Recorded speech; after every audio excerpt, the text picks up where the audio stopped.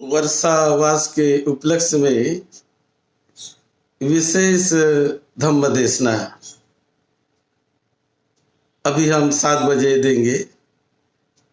एक सूचना, कल दिनांक 26 जुलाई कल एक बहुत बड़ा कार्यक्रम हमारे गूगल मीट पर होने वाला है। लखनऊ के समन्वय सेवा संस्थान भारत के तत्वावधान में जो ऑनलाइन पर धम्म देशना होगी दिनांक 26 जुलाई 2020।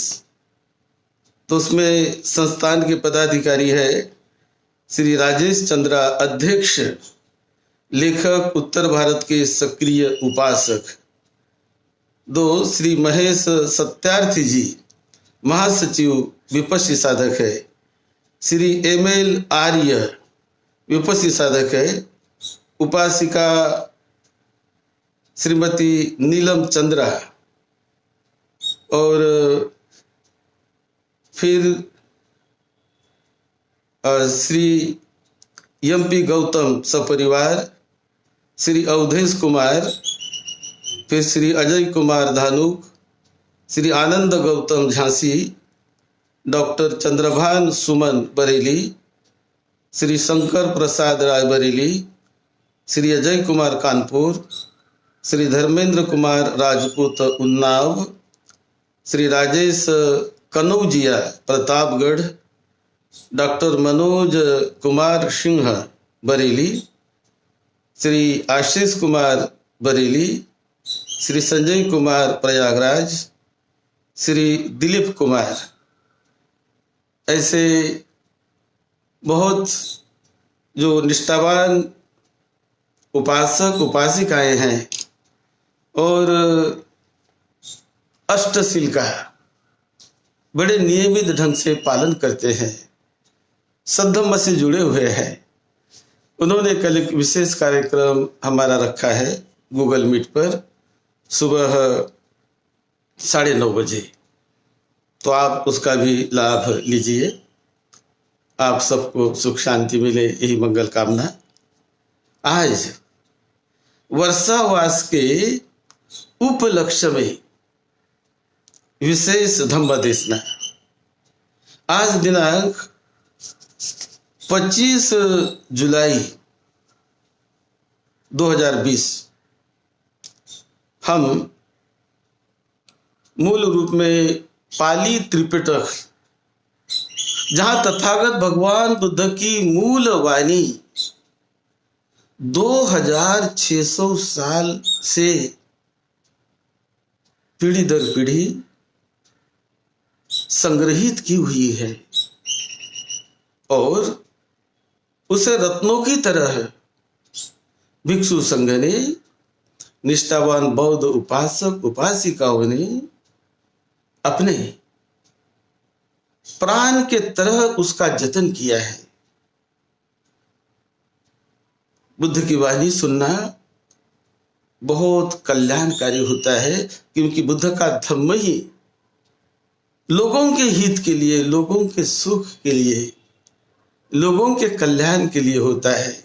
उनका मोटो ही है बहुजन हिताय बहुजन सुखाय। तो बहुजन के हित और सुख के लिए उनकी महाकरुणा प्रकट होती है। तो आज हम पाली त्रिपिटक के मूल ग्रंथों से त्रिपिटक का जो अंगुत्तर निकाय पाली ग्रंथ है उस पर हम चर्चा करेंगे। चिरं तिष्ठन्तु सद्धम्मो लोको हुन्तु सुखी सदा। सद्धम्म दीर्घ काल तक टिका रहे, लोगों के सुख के लिए, शांति के लिए, लोगों के कल्याण के लिए वो टिका रहे, लोगों को समझ में आए वो ज्ञान है और उस ज्ञान के मार्ग पर जो जो भी चलता है, जो जो भी चलेगा, उसका परम उद्धार वर्तमान जीवन में ही हो जाता है। भावी जीवन बड़ा कल्याणमय, मंगलमय बन जाता है। इसलिए हमें सब ने बहुत निष्ठा से, श्रद्धा से, सद्धम्म से जुड़कर अपना जीवन यापन करना चाहिए, जिससे मंगल ही मंगल समाया हुआ है। अब अंगुत्तर निकाय के एक सूत्र में, यहां पर कुछ सिलेक्टेड सूत्र हम लेते हैं। एक सूत्र में एक बार अनिरुद्ध स्थवीर वो ध्यान में बैठे थे।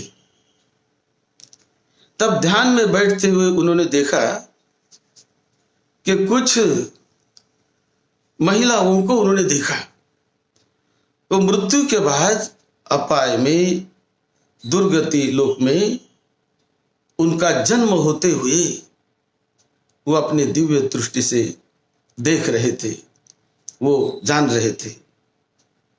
और ये देखकर वो स्वयं बुद्ध के पास चले गए और बुद्ध को पूछने लगे। अब मैं ओरिजिनल की बात उनकी बताता हूं। वो बुद्ध को पूछने लगे, बुद्ध के पास गए, पूछने लगे, इदाहं भन्ते दिव्येन चक्षुना विशुद्धेन अति कंत मानुषकेन यभूयेन पश्यामि मातुगामं कायस्स भेदा परं मरणा अपायं दुर्गतिं विनिपातं उपपज्यमानं कति ही नुको भन्ते धम्मे ही समन्नागतो मातुगामो कायस्स भेदा परं मरणा अपायं दुर्गतिं विनिपातं उपपज्यति थी। तो भगवान बुद्ध को उन्होंने वंदन किया और वंदन करके बोलने लगे कि भगवान, आज जब मैं ध्यान में बैठा था तो ध्यान में बैठे हुए मैंने देखा कि बहुत सारी कुछ महिलाएं वो दुर्गति में उत्पन्न हो रही थी। उत्पन्न होते हुए मैंने देखा उनके मृत्यु के बाद। तो भगवान, ये क्या कारण है, क्या वजह है कि वो दुर्गति में उत्पन्न हो गए? तब बुद्ध उनको उत्तर देते हैं, तीही खो अनुरुद्ध धम्मे ही समन्नागतो मातुगामो कायस्स भेदा परं मरणा अपायं दुर्गतिं विनिपातं निरयं उपपज्यति कतमे ही तीही। 3 कारणों से वो मृत्यु के बाद दुर्गति में उत्पन्न हो गई। कौन से 3? इध अनुरुद्ध मातुगामो कुभन्न समयं मच्छेद मल परियुठिथेन चेतसा अगारं अज्झावसति मज्झिन्नक समयं ईसा परियुठिथेन चेतसा अगारं अज्झावसति सायन्न समयं कामराग परियुठिथेन चेतसा अगारं अज्झावसति इमे ही को अनुरुद्ध तीहि धम्मे ही समन्नागतो मातुगामो कायस्स भेदा परं मरणा दुर्गतिं उपपज्यति। तो बुद्ध ने समझा के दिया कि ये 3 कारणों से वो कुछ महिलाएं मृत्यु के बाद वो दुर्गति में चली गई। 3 कारण कि वो अपने मन में उन्होंने मत्सर, द्वेष, ईर्षा को बढ़ाकर उसी ईर्षा में वो अपने चित्त उनका चित्त उस ईर्षा से घिरा हुआ था। उसके बाद मज्झिन्न समयं वो मत्सर में उनका चित्त घिरा हुआ था और काम राग में उनका चित्त घिरा हुआ था। और ऐसे अवस्था में उनकी मृत्यु होने के बाद चित्त मृत्यु के समय जिस अवस्था में होता है वैसे ही उनकी गति होती है। ये अंतिम अवस्था बड़ी महत्वपूर्ण है। यही तथागत बुद्ध ने अनिरुद्ध को इस सूत्र में समझा के बताया है। इसी प्रकार एक और भी सूत्र है जहां पर अनिरुद्ध ये दौड़ते हुए जाते हैं सारिपुत्र के पास। वह एक बार अनिरुद्ध वो ध्यान भावना में बैठे थे और ध्यान भावना करते समय सारिपुत्र भी उसी विहार में रहते थे। अब ये ध्यान से उठे अनिरुद्ध, और ध्यान से उठकर उन्हें जो अनुभव हुआ वो अनुभव बताने के लिए वो सारिपुत्र, जो बड़े भाई उनके, बड़े भाई मतलब भिक्षु संघ में, और भिक्षु संघ में तो बहुत बड़ा दर्जा था सारिपुत्र का, तो सारिपुत्र को मिलने जाते हैं और उनका जो संवाद, डायलॉग जो कैसा हुआ, तो मैं ओरिजिनली आपको कुछ वहां के अंश में आपको पढ़ के दिखाता हूं।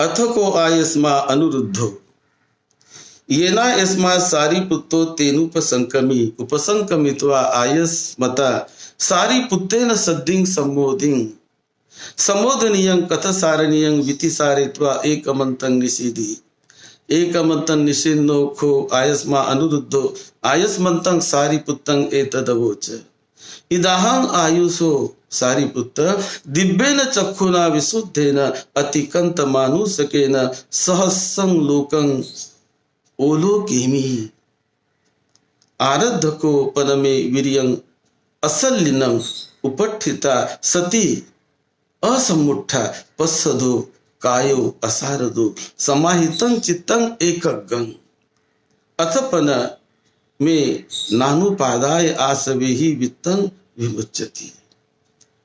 तो वो सारिपुत्र के पास जाकर कहते हैं कि सारिपुत्र देखो, आज जब मैं ध्यान भावना में एकांत में बैठा था तो एकांत में बैठे हुए मैंने सहस्रं लोकं आलोकेमि, यानी 1000 विश्व सिस्टम को, वर्ल्ड सिस्टम को मैंने देखा। जब मैं ध्यान भावना भी विचरण कर रहा था तो 1000 सिस्टम इस वर्ल्ड की मुझे दिखाई दे रही थी। तो इसका जो मैंने अनुभव किया और मेरा चित्त एकदम समाहित हो गया, एकाग्रमय हो गया था। तो ये जब उन्होंने सारिपुत्र को बताया तो सारिपुत्र उनको बताते हैं, सारिपुत्र उनको बताते हैं, अहं दिव्येन चक्षुना विशुद्धेन अतिकंत मानुषकेन सहस्रं लोकं ओलोकेमीति इदं ते मानस्मि यम्पि ते आयुषो अनुरुद्ध एवं होति आरद्धं खो पनमे वीर्यं असल्लिनं उपठिता सती असमुट्ठा पश्सदो कायो असारद्धो समाहितं तं एकगंति इदं ते उद्धच्छस्मि यम्पि ते आयुषो अनुरुद्ध एवं होति अथ चपन नानुपादाय आसवेहि चित्तं विमुच्यति ते कुक्कुच्चस्मिन्। तो सारिपुत्र ने उनको बताया, अनुरुद्ध देखो, आपने 1000 वर्ल्ड सिस्टम को देख लिया है, देख रहे हैं, लेकिन आपका चित्त उसमें एक मानस में, यानी एक कंसीट की अवस्था में था कि एक गर्व, एक अभिमान कि मैं इतना देख रहा हूं, ये मैंने देख लिया। इस प्रकार का आपका चित्त मैं मेरा की अवस्था में था। और उद्दत चश्मी वो एक, और कुकुच चश्मी, तो इस प्रकार विकारों में भरा आपका चित्त होने की वजह से आप देख तो रहे थे, लेकिन मुक्ति का साक्षात्कार तब हो जाएगा आपको कि इनको देखकर इनसे पूरी तरह विराग निर्माण कर लो। इन्हें केवल देखना देखना मात्र देखो तो चित्त विमुक्त हो जाएगा। ये मैंने भी देखा, ये कोई बहुत बड़ी बात नहीं है, ये तो अर्हत थे। तो इस प्रकार वो जो कह रहे थे ये मैंने भी देखा है, लेकिन मुक्ति के लिए उससे आगे बढ़ना पड़ेगा आपको। अथो को आयस्मा अनुरुद्धो अपरेण समयेन इमे तयो धम्मे पहाय इमे तयो धम्मे अमनसी कत्वा अमताय धातुया चित्तं उपसंहारी। तो बाद में जब अनिरुद्ध दूसरे बार बैठे तो उन्होंने अमृत धातु का, अमृत में निर्वाण का साक्षात्कार करने के लिए चित्त को वहां पर उन्होंने झुकाया और अपमत्तो आतापि पतितो विहरंतो, प्रमाद छोड़ दिया और पूरी तरह चित्त को निर्मल करके वो बैठ गए। ब्रह्मचर्य परियोसानं दिठेव धम्मे स्वयं अभिया सच्ची कत्वा उपपज्जं विहासी खीना जाति उचितं ब्रह्मचर्यं कथं करणीयं ना परंगितत्तायति अनुरुद्धो अरहतं अहोसीति। जब वे दूसरी बार बैठे तो उन्होंने चित्त को वो देखा सभी, लेकिन उसके साथ वो जुड़े नहीं रहे, उसमें फंसे नहीं रहे, उससे मुक्त हो गए। और जैसे उससे मुक्त हो गए वो अरहत बन गए। तो उनको अरहत बनाने में सारिपुत्र ने इस प्रकार की मदद की है। और विशेष बात कि यहां पर ये कहते हैं कि 1000 वर्ड सिस्टम अनिरुद्ध ने देखा है, सारिपुत्र ने देखा है। तो ये जो साक्षात्कार है विश्व के सच्चाई का, और ये बिना कैमरे से, ये वर्ल्ड सिस्टम का मतलब है जिसे कहते गैलेक्सी कहते हैं। आज वैज्ञानिकों ने जो खोज निकाला, तो वैज्ञानिकों ने कहा है cluster of galaxies, there are milky ways galaxies, not only one galaxies but many billions and billions of galaxies are there in the universe। तो ये जो आज हमारे वैज्ञानिकों ने खोज निकाला, उनकी वीडियो लाई, उनकी तस्वीरें लाई और ये सत्यता उन्होंने खोज निकाली। अब यही बात 2600 साल पहले सर्वप्रथम बुद्ध बताते हैं। और वो अकेले नहीं, वो ये नहीं कहते कि मैं ही जानता हूं, तुम नहीं जान सकते, मुझे मानो तो तुम जानोगे, ऐसा नहीं। वो कहते कोई भी जान सकता है इसे, ये रास्ता मैं आपको बताता हूं। तो इस प्रकार का रास्ता जो तथागत बुद्ध ने बताया है, ये कितना महान है और कितना ये कल्याणकारी है। उसी प्रकार एक जगह और भी आता है, वो भी हमारे उपासक उपासिकाओं को उसका भी बोध हो जाए, ज्ञान हो जाए, उसका भी पता चले, इसलिए उसे भी हम यहाँ पर नरेट करते हैं। एक बार आनंद ये तथागत भगवान बुद्ध के पास जाते हैं और बुद्ध को वंदन करते हैं, और वंदन करके एकमंतन निशिन्नो को आयस्मा आनंदो भगवंतं एतदवोच सम्मुखामेतं बंते भगवतो सुतं सम्मुखा पटी गहितं भगवतो आनंद शिक्षिस अभिभु नाम सावको ब्रह्मलोके ठितो सहस्सी लोक धातुं सरेन वियापेसीति भगवापन बंते अरहं सम्मा संबुद्धो कीवतं पहोति सरेन वियापेतुंति सावकोसो आनंद अपमया तथागता थी। इसका सार है। उन्होंने पूछा कि भगवान ने कहा है, आपने कहा है भगवान कि जो आपका श्रावक अभिभु नाम का शिक्षित अभिभु जो ब्रह्मलोक में है, और वो 1000 वर्ड सिस्टम तक उनकी आवाज जाती है। तो हमें जानना चाहते कि तथागत भगवान बुद्ध की भी ऐसी आवाज कहां तक जाती है, कहां तक बुद्ध देख सकते हैं। तब बुद्ध बताते हैं, सम्मुखा में तंग बनते भगवतो सुतं सम्मुखा पटी गहितं शिखिस अभिभू नाम सावको ब्रह्म लोकेठितो सहस्र लोको धातु सरे नबिया पेशीति भगवापन बनते अरहं सम्मा संबुद्धो। ऐसा जो प्रश्न पूछा, और प्रश्न पूछने के बाद वो बुद्ध बताते हैं कि यहाँ पर यावता आनंद चंदीम सूर्या परिहंती दिशा बंती विरोचना ताव सहस सदा लोको तस्मिं सहस सदा लोके सहस चंदानं सहस सूर्यानं।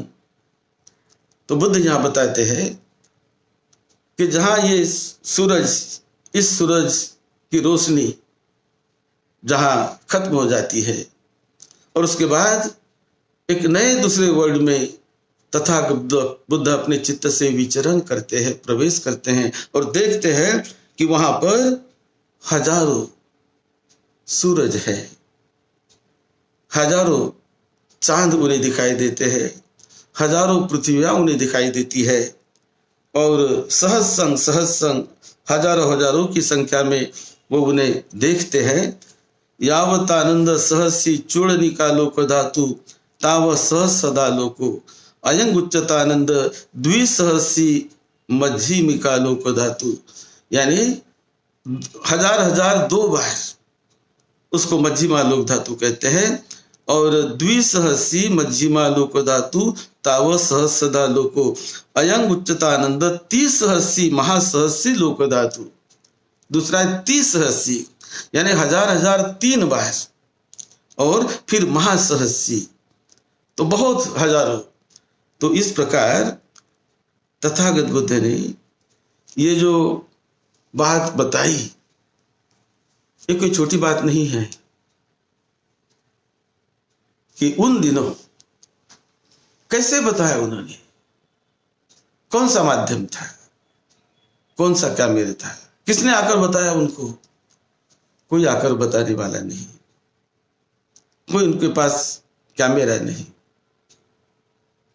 लेकिन जो चित्त हमारे पास होता है, जो चित्त उनके पास था, जो डेवलप किया हुआ चित्त, तो चित्त से ही आंखें बंद करके अपने चित्त से जिसे कहते हैं डिवाइन आई, दिव्य चक्षु यानम, जिसे कहते हैं पुब्बे निवान सानु सती यानम, जिसे कहते हैं बुद्ध चक्षु, समंत चक्षु। तो ये जो चक्षु है वो इस मांस के चक्षुष से परे है, वो चित्त से ही उसकी अनुभूति होती है, उसका साक्षात्कार होता है। और ये सच्चाई आज हम आप सब मानने लगे, मैं भी नहीं मानता था इस बात को, लेकिन जब साइंस के दाखले हमने देखे, साइंस के प्रूफ हमने देखे कि वैज्ञानिकों ने वो खोज निकाला है, उनकी तस्वीरें लाई है, वीडियो सीडी उनकी हम देखते हैं, तो इतना हम प्रभावित हो गए कि हमने कहा बुद्ध का ज्ञान तो कितना विशाल है, कितना महान है, कि उस समय कुछ भी उनके पास नहीं,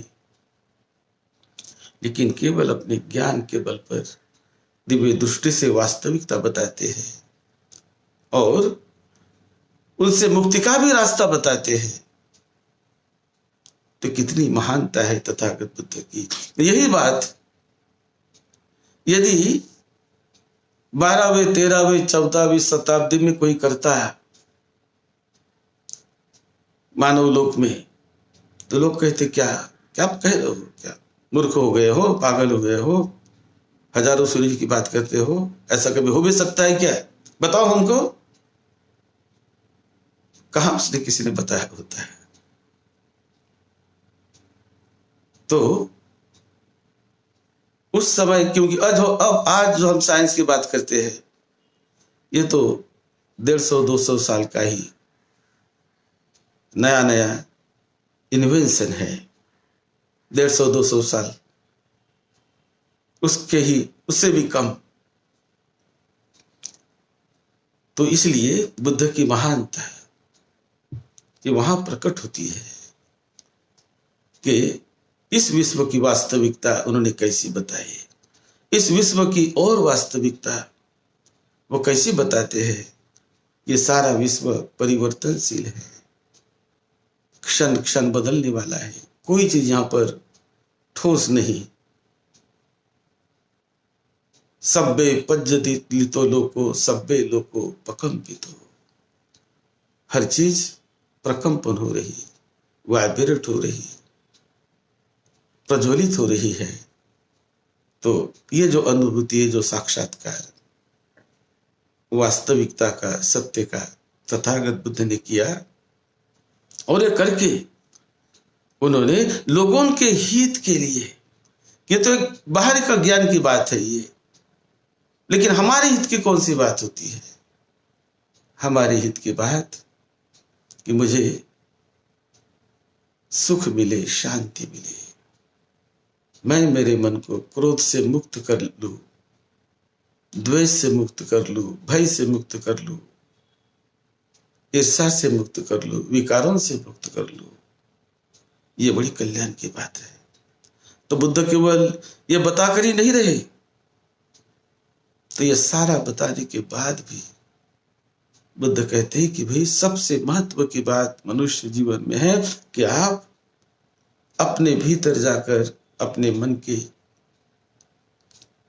विकारों को, अपने मन के डिफाइलमेंट्स को निकालने का प्रयास करो, निर्मलता का जीवन जियो और उस रास्ते चलो, तो आपको भी वो दिखेगा, दिखे या ना दिखे उसके पीछे मत लगो। लेकिन निर्मलता का जीवन यदि वर्तमान में जिया, दुख से मुक्त हो गए, तो आपने जीवन को धन्य धन्य कर लिया। यही तथागत बुद्ध भिक्षुओं को सिखाते थे, और कई भिक्षुओं ने, हजारों हजारों भिक्षुओं ने उनका साक्षात्कार करके उन अवस्थाओं का, जो अवस्थाएं बुद्ध ने बताई, श्रोतापन्न अवस्था, ये मृत्यु के बाद नहीं मिलती कभी, सकृदागामी अवस्था, अनागामी अवस्था, अरहत अवस्था, ये स्टेजेस है, ये प्राप्ति है, ये फल है, मार्ग और फल। उस मार्ग पर चलना भी बड़ा कल्याणकारी, और उस फल को पाना तो और भी कल्याणकारी। इसे कहते हैं कल्याण का मार्ग, जो वर्तमान जीवन में ही हमें इस 4 स्टेजेस पर ले जाकर हमारे जीवन को परम आनंदित बनाता है, परम मुक्त, परम निर्मल बनाता है, और जीवन धन्य धन्य हो जाता है। यही बात तथागत बुद्ध ने एक विशेष रूप से वो लोगों को बताई है, सिखाई है।